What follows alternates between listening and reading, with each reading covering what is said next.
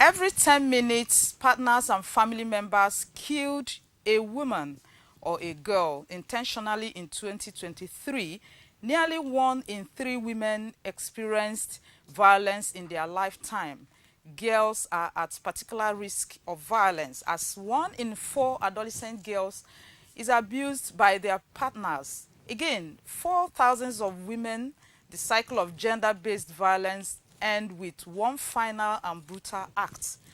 Either they are murdered by their partners or family members, as 60% of female homicides were committed by partners or family members. Meanwhile, November 25 every year is commemorated globally as the International Day for the Elimination of Violence Against Women and marks the beginning of the 16 days of activism against gender-based violence, concluding on 10th of December. That's the International Human Rights Day. The 16 days of activism is an opportunity to revitalize commitment, call for accountability and action from decision makers as the world approaches the 30th anniversary of the Beijing Declaration and platform for action in 2025. This week's edition of Midweekconnect is therefore looking at gender-based violence and the way forward. My name is Ifoma Okafo. I welcome you to this week's edition of the program. But before we go on, let's take our news tidbits. Edo State Governor Senator Monday Okpewolo has given the 18 local government chairmen in the state 48 hours to submit their statements of account to the Asset Verification Committee through the Office of the Secretary to the state government, and should be effective from 4th of September 2023 till date. This was when the local government chairman paid a solidarity visit to the governor at the government house. The Asset Verification Committee were constituted, and Mr. Governor is committed to transparency and accountability in this government, and that committee will not have the resources to go across the 18 local governments of Edo State. So we want you to submit your statement of accounts from on the 4th of September 2023. The governance of Edo State is not attached to any party. From the day Mr. Governor and your humble self was elected, every Edo person must key in every area to support and make sure that the administration succeeds. In a bid to prevent the spread of the outbreak of Lassa fever in some parts of Nigeria and to eliminate the disease in the already affected states, the National Orientation Agency, NOAA, in partnership with the Federal Ministry of Health, have organized a sensitization program in Benin City, Edo State. The program is to caution the masses on the dangers of Lassa fever and how to prevent it. This dry season, the thing has come up. We have had cases in some places.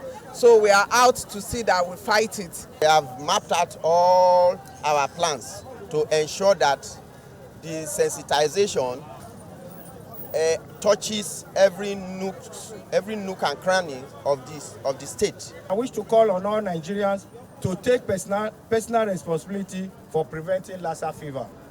Support public health initiatives. Report any suspicious cases. We appreciate the support of NCDC and other stakeholders with the One Health setup for their partnership and collaboration. Elders of Uzebu community are calling on Governor Monday Okpewolo and Inspector General of Police to wade into the alleged invasion of their community by one Mr.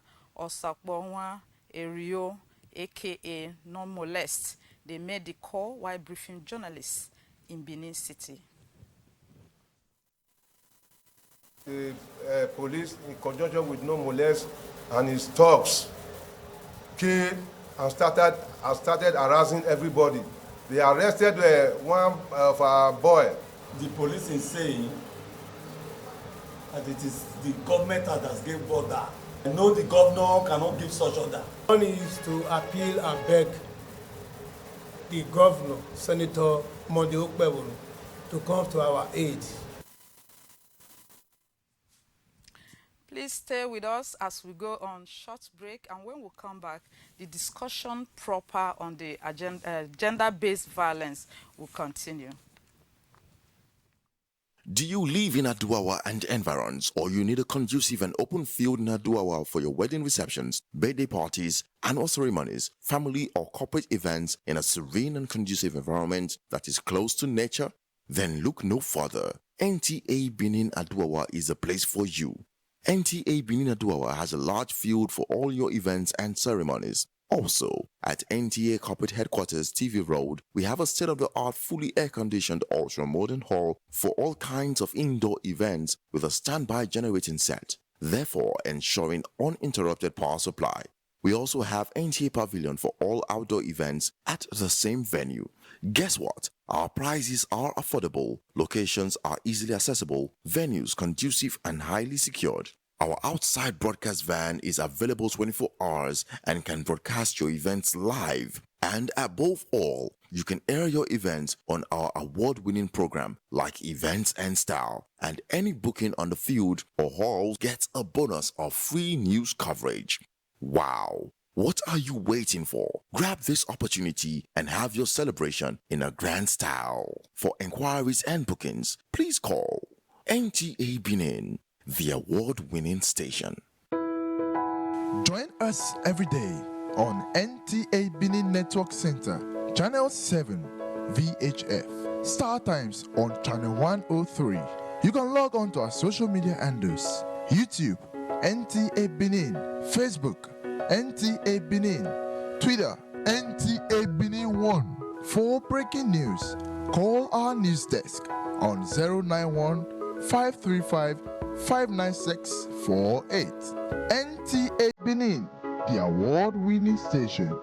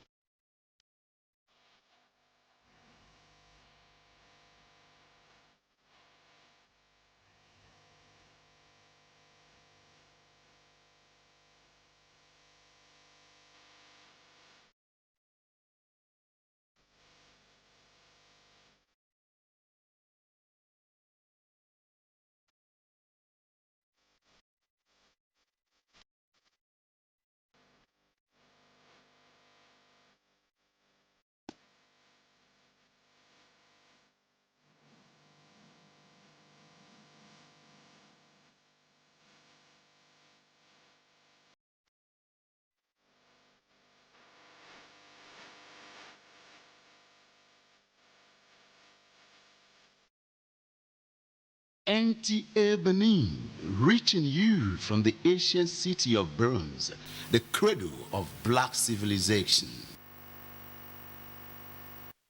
Do you live in Aduawa and environs, or you need a conducive and open field in Aduawa for your wedding receptions, birthday parties, annual ceremonies, family or corporate events in a serene and conducive environment that is close to nature? Then look no further. NTA Benin Aduawa is a place for you. NTA Benin Aduawa has a large field for all your events and ceremonies. Also, at NTA Corporate Headquarters TV Road, we have a state-of-the-art, fully air-conditioned, ultra-modern hall for all kinds of indoor events with a standby generating set, therefore ensuring uninterrupted power supply. We also have NTA Pavilion for all outdoor events at the same venue. Guess what? Our prices are affordable, locations are easily accessible, venues conducive and highly secured. Our outside broadcast van is available 24 hours and can broadcast your events live. And above all, you can air your events on our award-winning program like Events and Style. And any booking on the field or hall gets a bonus of free news coverage. Wow! What are you waiting for? Grab this opportunity and have your celebration in a grand style. For inquiries and bookings, please call NTA Benin, the award-winning station.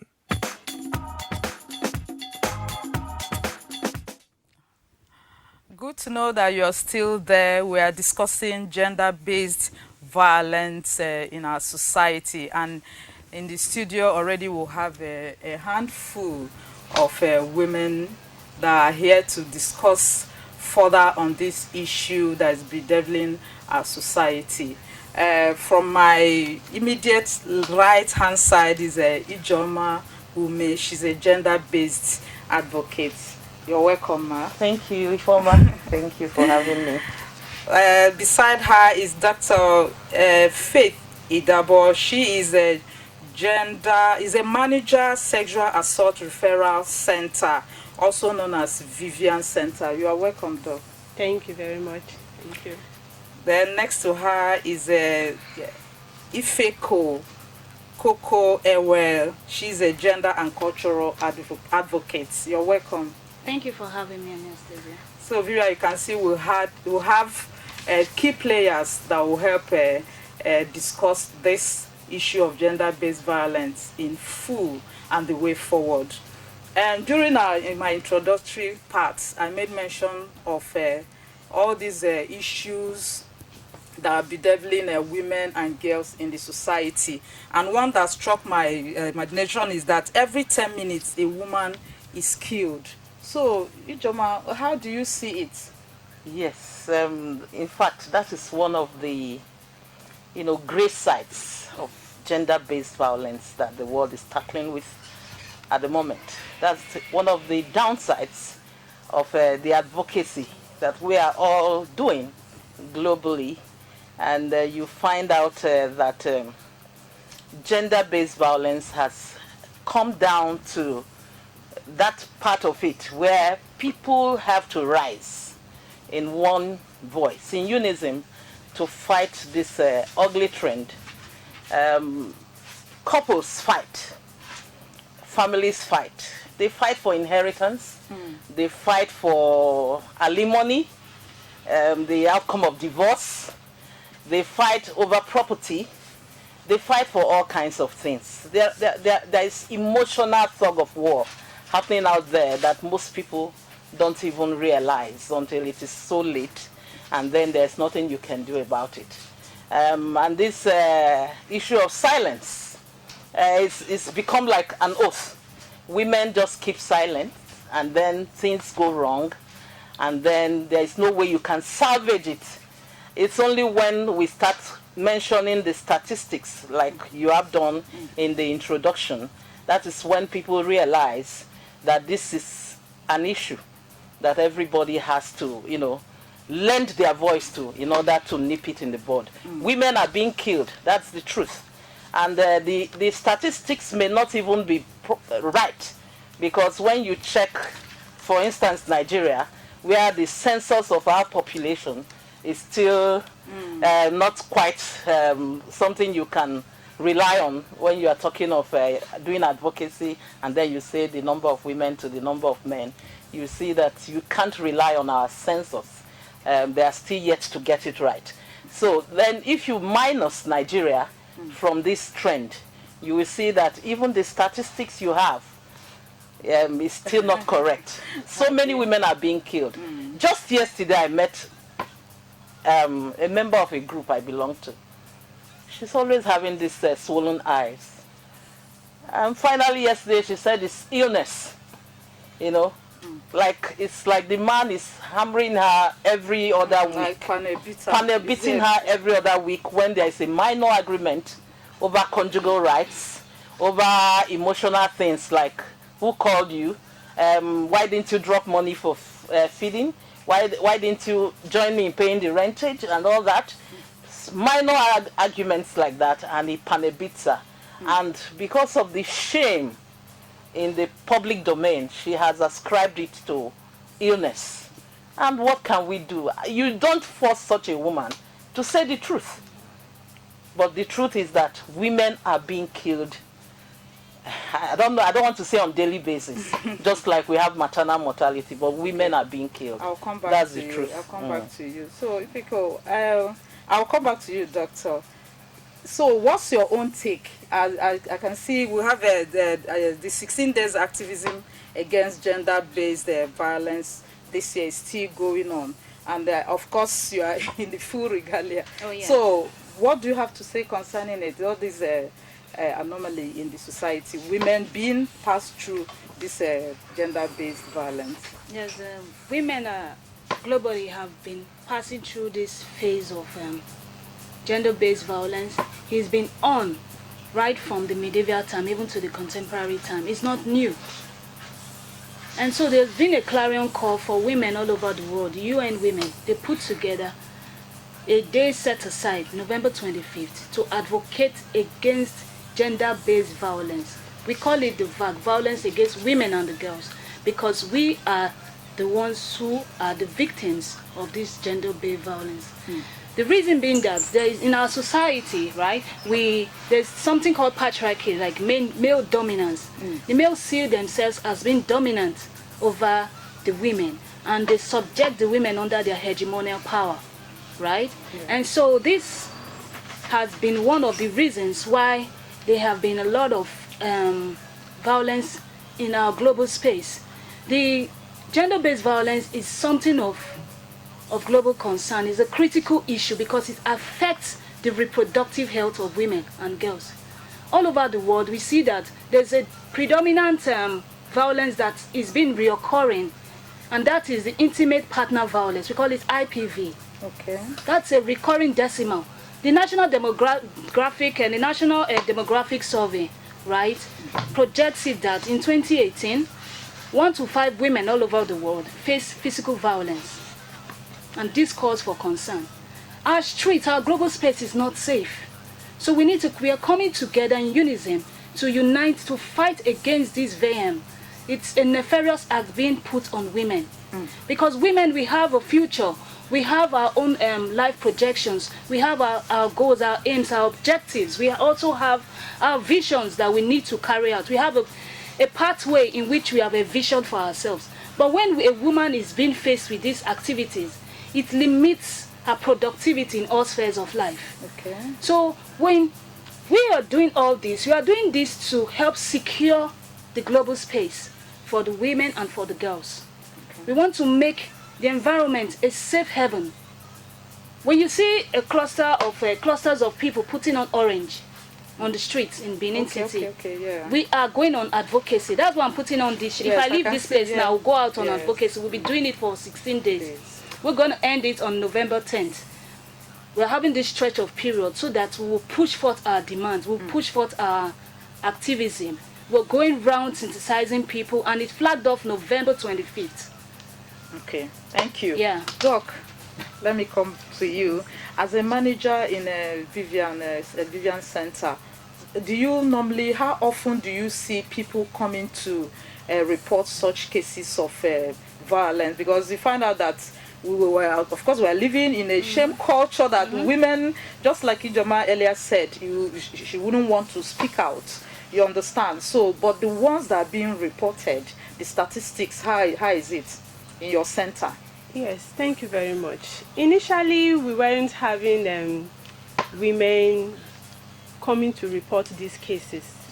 I'm sure it was likely due to some traditional or cultural norms, so they had to keep to themselves and all that. But with advocacies that have been going on and with the evolving society, a lot of persons have started coming out and they have been reporting.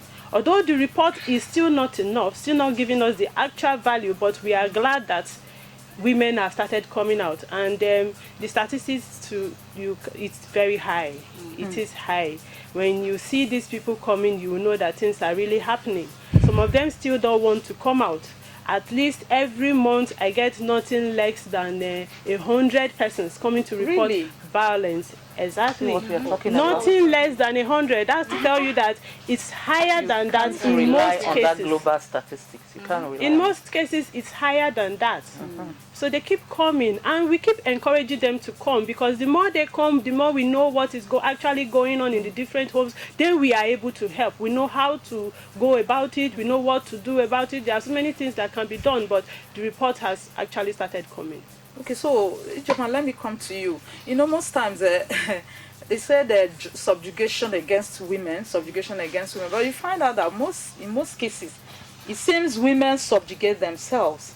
I want to bring in the issue of this genital mutilation or genital cutting, where they cut out. You see that is a mother that will actually hand over her baby to her own mother or an old auntie to cut off, you understand? So how do you reconcile this now with this fight against women, even motherhood, you see, widowhood, sorry. You see women that are the ones that will even encourage other women to quickly shave their fellow women their hair because the husband is dead. I see all these widowhood practices. So how will you now marry them together with the fight, the women fighting against this subjugation against them? Well, a lot of awareness creation has happened over time in terms of especially the genital mutilation you talked about. Even the United Nations women classify this as an unkind cut. Unkind cut. That this is not something you do to a human being. And everywhere, ministries of women affairs, NGOs, all the stakeholders in gender advocacy agreed that indeed it's unkind cut to sever the vital parts of a woman's anatomy just because of a cultural norm, you know.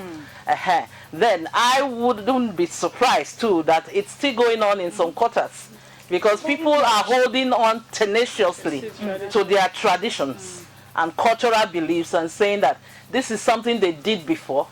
It happened to me, it happened to my mother, it happened to my 4 generations before me, therefore my own children wouldn't be different. It's lack of awareness, lack of education. That is how I want to call it, because I do not see somebody like Doc, myself, and you, my dear colleagues, doing that kind of thing. But then it's possible to see 1 or 2 educated women doing that. But I think basically that it is an outcome of illiteracy, which is also something that we clamor against.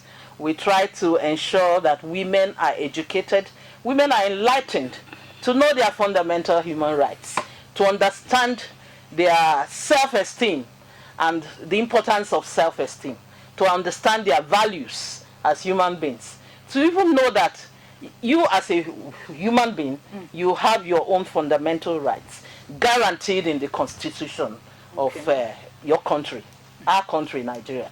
So for you to understand where you belong in the equation is very important. That is why you can see a woman who will stand up and hold her feet to the ground and say, this cannot happen to my children. If it's happening before, it can't happen in my time. It can't happen in my time. I have 3 daughters. And I can't find anybody coming to tell me that this thing has happened before and then it has to continue happening. For what now? Are we going gaga? No, we can't allow that. See, in 1995, over 17,000 stakeholders from across the globe came together in Beijing, China, with 6,000 heads of governments, 4,000 media organizations, 4,000 NGOs. They congregated in Beijing, China, and stood their ground to say, this is what we want for our women. This is what we want. Gender equality, gender equity, the education of women, their empowerment, their health.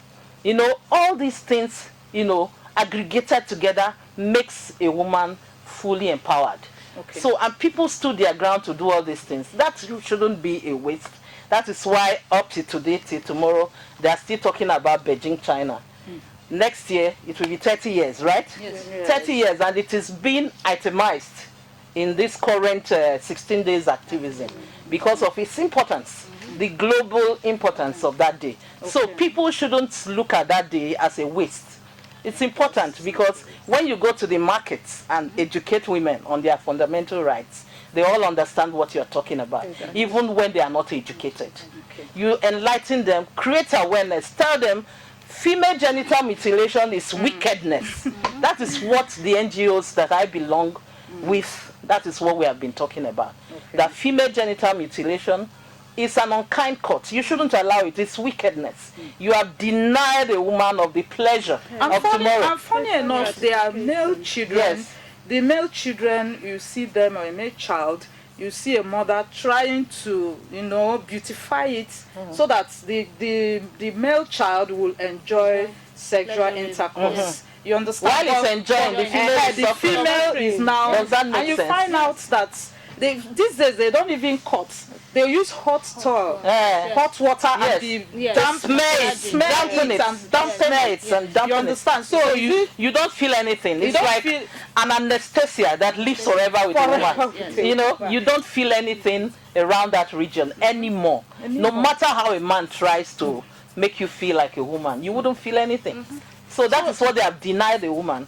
Whereas they don't deny a man of anything. That same man will get sexual gratification from that same woman. But then, if a woman is not responding the way she should respond, how gratified would you be? So, Ifeko, is it one of the advocacy in this 16 days activism? Oh yes, female genital mutilation is actually an important theme, important area in which we have been advocating on. Like the Center for Gender Studies, University of Benin, Professor Adefunke Adekunle, she went to the marketplaces, she advocated the students, she advocated the staff and all members, all stakeholders in the university community and outside against female genital mutilation. The Ministry of Social Development and Gender Issues went to the market, went to the urban market, went to airport road vegetable market, and around Edo State and NUJ to make that advocacy against female genital mutilation. The Nigerian Girl Guide Association, which I also belong to, went to Uselu Market on Sunday when people were relaxing in their homes. We went out on advocacy, putting on our orange shirts to advocate against female genital mutilation because it's an inhuman practice meted out on women. When you carry out such practices, you're not even sure about the instruments used on it. Of course. This can cause deadly diseases like cysts. It can even make them have issues in their reproductive health. And it can even cause death and diseases for them. They're mad for life. It's inhuman. That's some in talking about cultural practices, like some Shekiri people or Urobo, they use hot water to massage the clitoris, that area of the woman, and make sure the vagina area covers. What are they trying to do? They said the clitoris springs out somehow from the body. It looks ugly. So they are trying to put it inside and also to reduce her sexual urge. What is your business with a woman's sexual urge that you want to mutilate? A woman that you did not create, you want to cut her because of cultural practices that you are tied to. I think a lot of people need advocacy, they need awareness, they need sensitization. And we girls and women, we need that empowerment. We need to know our fundamental human rights. We speak out. And speak out against such acts because it's inhuman. At this will continue shortly. At this juncture, let's go. Viewers, you can call us on phone to make your contributions, to ask questions, or to contribute and make your opinions on this discussion on female mutilation and other issues that concerns women. The number to call is 081-090-42594. 081-090-42594. Thank you. Let me come to Doctor. So all these things we are discussing, gender mutilation and all these issues, you work in a center, Vivian Center. So how do I still ask the statistics of people coming to discuss or complain about this mutilation, this genital mutilation? Do they also, is it only when their husband beats them they'll come to complain? How about this hidden, inhumane practice against women? Okay, first of all, I would say there are different kinds of, different types of gender-based violence. So the one that we have been talking about, husband beating the wife or vice versa, that is just one aspect. That we call domestic violence, or better put, we can say it's physical abuse. And it's not just the husband beating wife. Physical abuse also transforms down to child abuse. When you have a child in your house that you're maltreating, you're just physically assaulting the child simply because probably it's not yours. So that's one form of violence. Other forms of violence that we receive at the center are sexual assault. And sexual assault spans through defilement. When it comes to minors, it has to go. It also goes down to rape and other forms of sexual assault. We also have this online gender-based violence, where you have people uploading nude pictures of other persons online without the consent of the original owners of the pictures. That's another form of gender-based violence. Then we also have the emotional abuse. Emotional abuse, when we talk about this, body shaming, insulting, downgrading human characteristics and all. And then we also have the harmful traditional practices. That is where the female genital mutilation comes in. That is where we also have early marriages, forced marriages.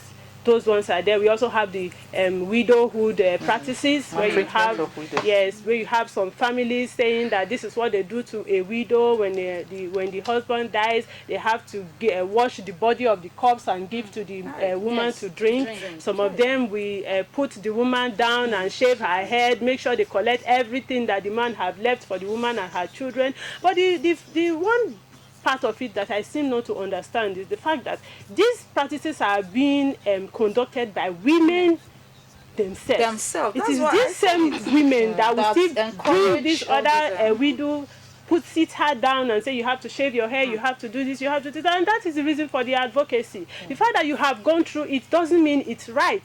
You have to change it at your time. If this is the time that you are getting to know that it's a wrong thing to do, then make it happen. You have to do things right. It is very, very wrong. And that is why for such persons, we work with FIDA, we work with the Ministry of Justice and make sure that they get their rights, they get their place back. And then for female genital mutilation, a lot have been said, a lot have been done, and I'm particularly glad with what the different NGOs, the ministries are doing on educating these women. The hospitals are also doing their part during antenatal visits. They also let the women know that it's only the boys that are circumcised. The women are to be left out, because first, I don't even know where they got that mentality from. You know, they will say in the holy books that they were being circumcised, but I've not seen anywhere in the holy books that they circumcise the female. It's mainly the males that are circumcised. Society will yes, and you know, at the end of the day, apart from the reduction in their sexual gratification, they also have some genital abnormalities. They start coming down with different malformations, because after cutting off that place, in the verge of trying to put it back to make it fine, they seal up the vagina.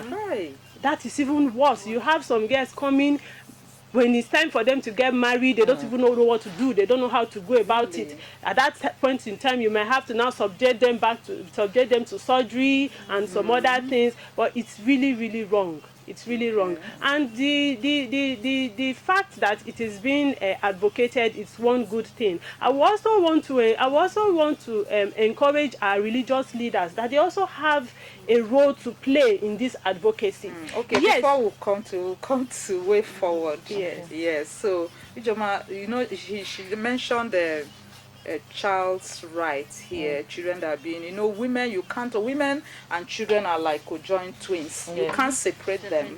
You understand? Wherever you see a woman, you must see a child. Yes. So what's your take on this? Some of these children being maltreated by their guardian or whoever that took them from, wherever they took them from. So what's your take on that?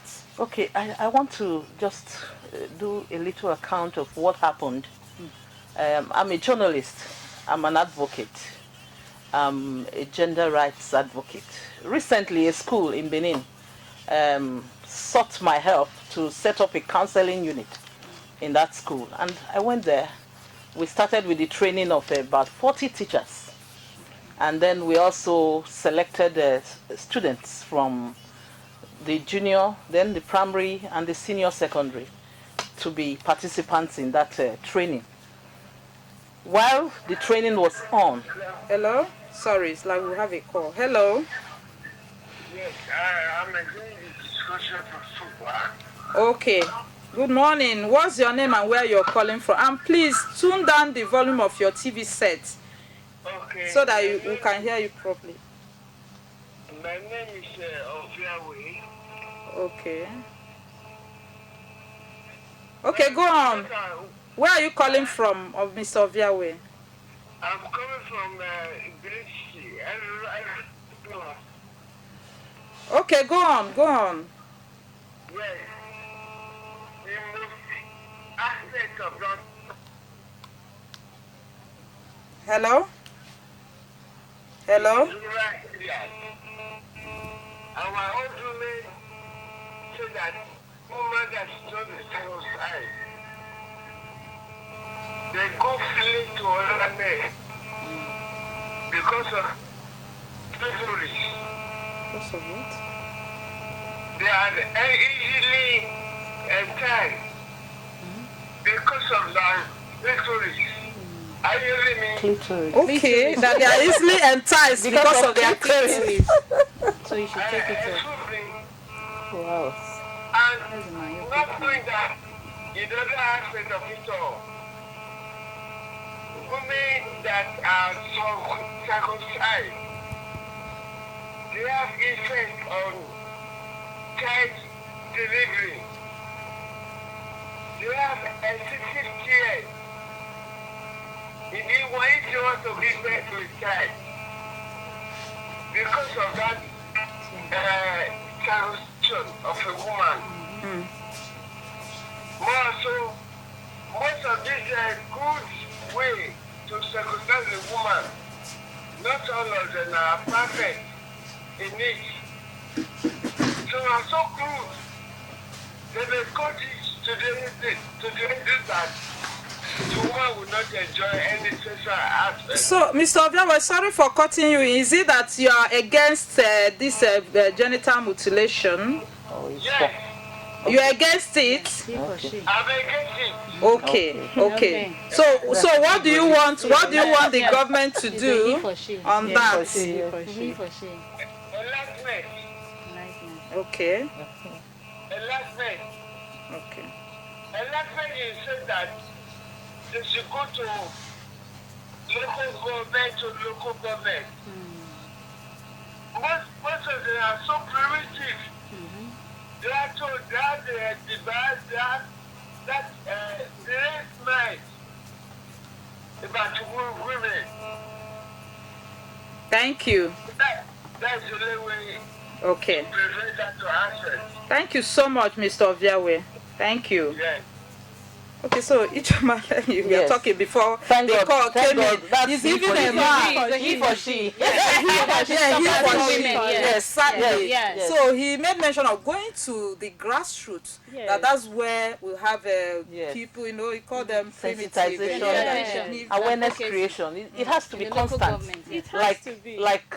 If you have to choose all the points of advocacy, that one should be part of it. Because from the feelers we got, it's still happening. And that means men are not even in support of this. So why won't they stop their wives? Many men do not have an inkling on what it is about. So that's why I agree with them that women are in the forefront of it all. It happened to me. Therefore, it will happen to my children. It doesn't make sense. It doesn't make sense. Something that is as ugly as cutting off a vital part of a woman's anatomy, and you said because it happened to you, it should happen. That is, you are like saying, whatever I suffered, my children should also suffer. It doesn't make sense. Like a payback. Thank you. It doesn't make sense. Okay. So as I was saying, we did that training in that school, and we selected primary, secondary, junior, and senior secondary.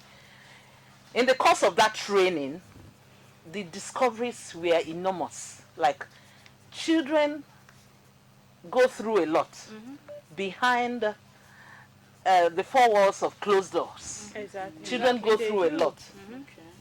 They were expressing themselves on what happens in their homes. You know, we selected them, we trained them, and we set up that counseling unit so that if we have children who are going through this kind of issues, they would have a place of recourse to go to get a respite. You know, so we set up that counseling unit, and within, let me say, within a week of setting it up, if you see the platform on WhatsApp, the kind of reports we are getting. In fact, I'll be visiting the school. I'm due to visit the school. Maybe I will invite one or two. So what are some of join these? me. Is it rape? Because I heard some fathers even. We are talking of defilement. We are talking of defilement. We are talking of incest. Fathers are defiling their own children, their own daughters. Fathers are committing pedophilic activities with their own biological children. You know, a girl said that it's been on since she became is it poverty? The age of poverty, that's 12. That's from 10 to that's teenage. I've had cases where you have children. No, we know they defile babies. A man can hold a baby. A man can hold a baby. Like mothers who say, oh, my baby might go buy something. All those things should stop. Exactly. If you are not ready to care for these children, don't bring them into the world. Even your husband, you can't give your husband. In fact, it has gotten to the point where, you know, you must trust your husband so much to be able to say, I'm traveling for 1 week, my daughters are in your care. It has gotten to the point because of the kind of feedback we are getting. It's so frightening. Like, how attractive would your own biological daughter be? Your own biological child, your own forebear. How attractive would that child be? Is a mental case, so, or is it a case of mental illness? In fact, I don't know whether they should do mental evaluation for doctor. You should know better. Sometimes they are pedophiles. And when they are pedophiles, they are attracted to little children. You know, and they can get it can be so bad that they just can't help it, but they are attracted to their own children. So how will you now know some of all those characteristics? It's the awareness. It's just trying to answer your question. How do we, you know, get these children to express themselves? It's by creating awareness. Like one of the NGOs that I work with, we go to schools to sensitize just the children, even in primary school. Talk to them before you are done talking. They will be cornering some of the members of the advocacy team and be talking to them behind the scene. Exactly. Before you are done talking, you're on the stage, you're talking, you're addressing them, and because of the points you're raising on how they should come and give feedback.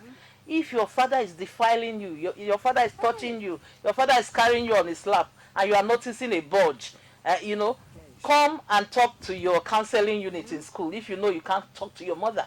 And that is where I get cross with women. Your children will come and express themselves to you. You will cover up. A lot of them do You will that. cover up. You say, let the world not hear. I know that secrecy thing is there, but there is a way you can also help that child. You can single out that child and come to a unit where they will give the child help. But you don't just come and let it lie low, throw it under the carpet and say, my family has to be together.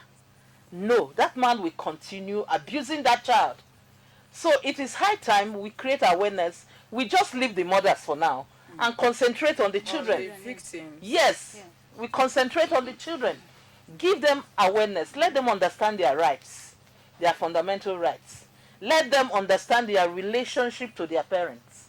When that relationship goes beyond the elbow, a child should be able to know, based on the awareness creation that you have done earlier. So we need to sensitize the children. We don't need to leave them and let them just grow in the wild. No, we don't need to do that. So, Ifeko, what are other sensitization drive that you feel can help out? We're talking about children now. Okay. Especially those ones months. I heard they even mutilate all these toddlers and, that can't even speak for themselves. Last week I went to some schools on advocacy. We sensitized them, taught them that they need to know how to. Maybe I asked them this question: do you bathe yourself? Can you bathe yourself? And some of them said, no, my mommy bathes me, my daddy bathes me, my brother bathes me. I said, no, this is your body. And I'm going to teach you the 3 P's. Keep my private part private. That is PPP. My private part is private. My private part is private. And this is my zip. I tell them this is the zip. Zip, zip, and zip. That is your private part. So they say, oh, their no daddy matter who the person, no matter who the even if person it's your is, daddy. it's your body. Know what is a good touch and a bad touch. Don't allow someone touch you and you don't touch someone. Even if someone tells you, I'm going to tell your mommy, tell them, please report me to my mommy. If you don't report, some of them, they use ice cream, different things to entice the children. I will tell you a story. Growing up, there was a man, I think I was in secondary school then. The man said, I was sent on an errand and he beckoned on me like, a fine girl, come now. Your mom is sending you on an errand. He said, I'm going to take you somewhere on Sunday. I said, where is that? He said, Sizzlers. I know you guys know Sizzlers. I know what's happening because it's close to my church, my place of worship. I said, Sizzlers. He said, yes. And I asked him, what do they do there? I know what is being done there. That is a fast food restaurant. It's a restaurant. You're doing advert for them, or you? Oh, I'm so sorry. I'm so sorry about that. I was just telling. I'm just trying to let you know what he used to entice. And yes, children like ice cream. They like sweets. They like fun. And then he said he's going to take me there to eat rice. I said, rice. Today is Wednesday. I ate rice at home. He said, and chicken. I said, my mom raised chicken at home, so it's not a big deal. Then I made that report to my mom, and she went to meet him. I was just young. Is it that you were already giving this sensitization at home? Yes. That made you to it's very important. Yes, very important. Parents should synthesize their children, fathers and mothers, aunties and uncles. The global space needs to be safe for these children. Yes. That's why we're doing Orange in the World. The orange is a sweet fruit and it's succulent and it's a bright. It has a bright color, Yes. That so, attracts, children. So we're trying to make the environment a safe place globally for the women and the girls. So I went out on sensitization to schools last week, and on interaction, I got to know that a lot of them are actually being defiled in homes. Their father's friends. They call uncle. Cousins, brothers, they come to visit. Even those people that you call to invite to your house to do some technical works, some will put on the gen and be raping a child inside. They are repairing generator. It happens.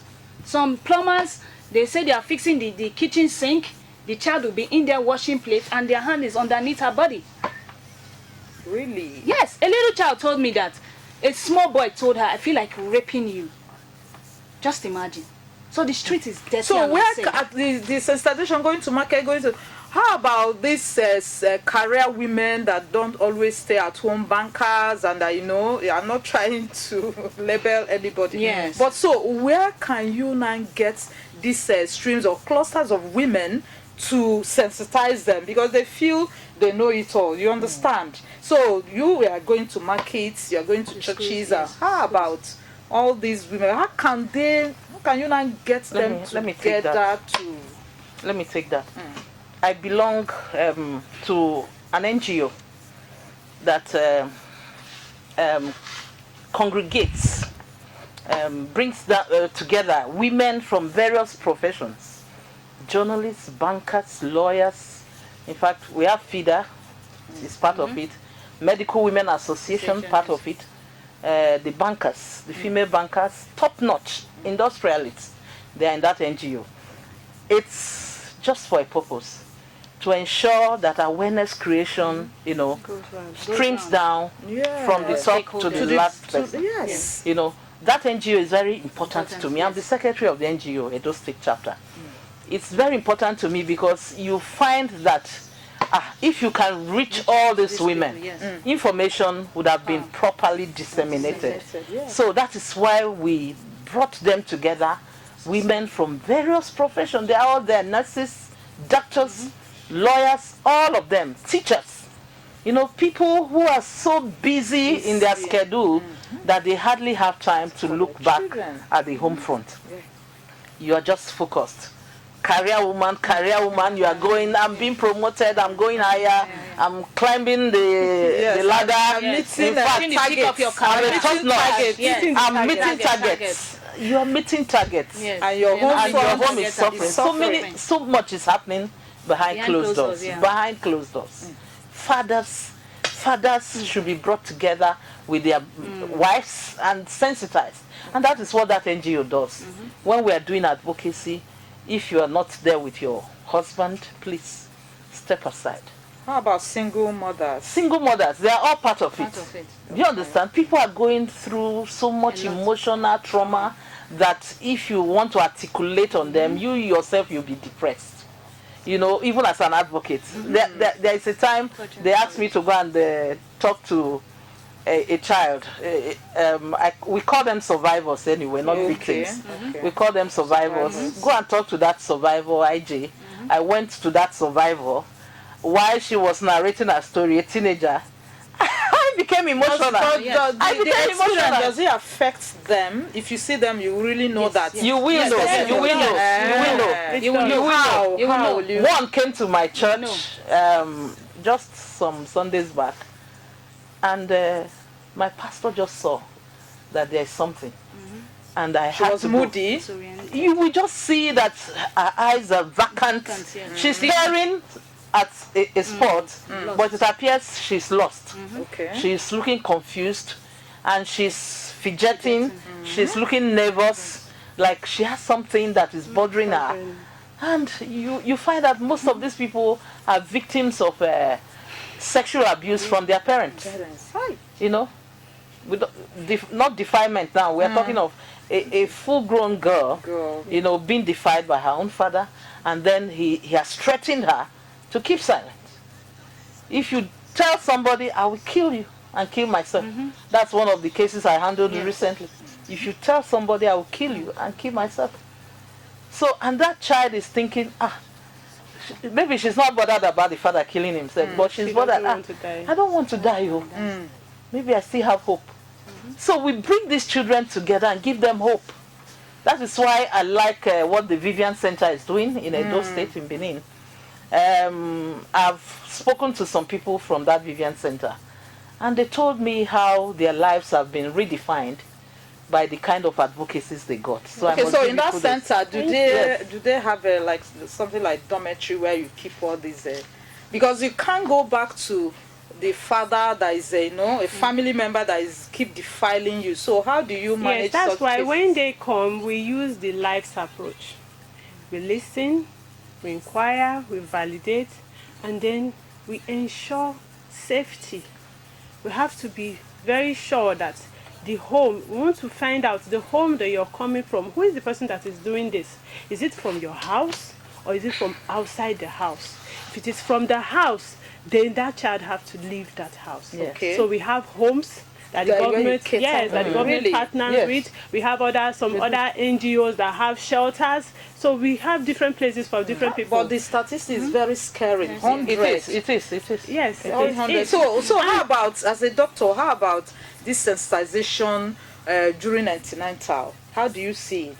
You know, trying to educate, because you're carrying an angel that is coming, or a king that somebody is waiting there to defile him or her. So is there a way that doctors and nurses can, or health practitioners can begin to do this sensitization before the child is even born, or if the husband's coming to maybe accompany their wives in hospital? Yes, like I said before, that of the female genital mutilation is already being included or incorporated into the antenatal services, and this one, it's no exception. It can also be done because it's now that the awareness is going on, a lot of people are beginning to know that things like this happen.